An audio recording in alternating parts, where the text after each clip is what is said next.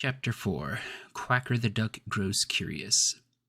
The most curious thing in the world is curiosity. Old Granny Fox. Old Granny Fox never said a truer thing than that. It is curious, very curious, how sometimes curiosity will get the best of even the wisest and most sensible of people. Even old Granny Fox herself had been known to be led into trouble by it. We expect it of Peter Rabbit, but Peter isn't a bit more curious than some others of whom we do not expect it. Now, Quacker the Wild Duck is the last one in the world you would expect to be led into trouble by curiosity. Quacker had spent the summer in the far north with Honker the Goose. In fact, he'd been born there. He had started for the faraway Southland at the same time Honker had. But when he reached the big river, he had found plenty to eat and had decided to stay until he had to move on. The big river had frozen over everywhere, except in this one place where the water was too swift to freeze. And there, Quacker had remained. You see, he was a good diver, and on the bottom of the river he found plenty to eat. No one could get at him out there unless it was Roughleg the Hawk, and if Roughleg did happen along, all he had to do was dive and come up far away to laugh and make fun of Roughleg. The water couldn't get through his oily feathers, and so he didn't mind how cold it was. Now, in his home in the far north, there were so many dangers that Quacker had early learned to be always on the watch, and to take the best care of himself. On his way down to the big river, he had been hunted by men with terrible guns, and he had learned all about them. In fact, he felt quite able to keep out of harm's way. He rather prided himself that there was no one smart enough to catch him. I suspect he thought he knew all there was to know.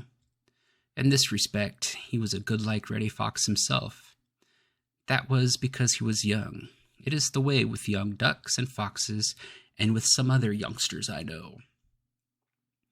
When Quacker first saw Granny Fox on the little beach, he flirted his absurd little tail and smiled as he thought how she must wish she could catch him.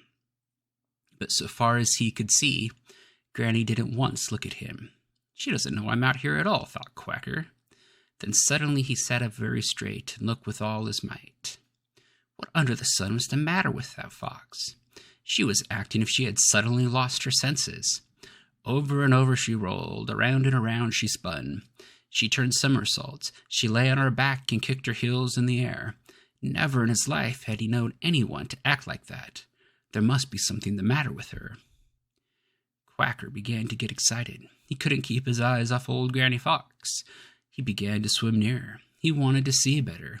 He quite forgot she was a fox. She moved so fast that she was just a queer red spot on the beach. Whatever she was doing was very curious and very exciting. He swam nearer and nearer. The excitement was catching. He began to swim in circles himself. All the time he drew nearer and nearer to the shore. He didn't have the least bit of fear. He was just curious. He wanted to see better. All the time, Granny was cutting up her antics. She was watching Quacker, though he didn't suspect it. As he swam nearer and nearer to the shore, Granny rolled and tumbled further and further back. At last, Quacker was close to the shore. If he kept on, he would be right on the land in a few minutes. And all the time he stared and stared. No thought of danger entered his head. You see, there was no room because it was filled with curiosity. In a minute more I'll have him, thought Granny, and rolled faster than ever. And just then, something happened.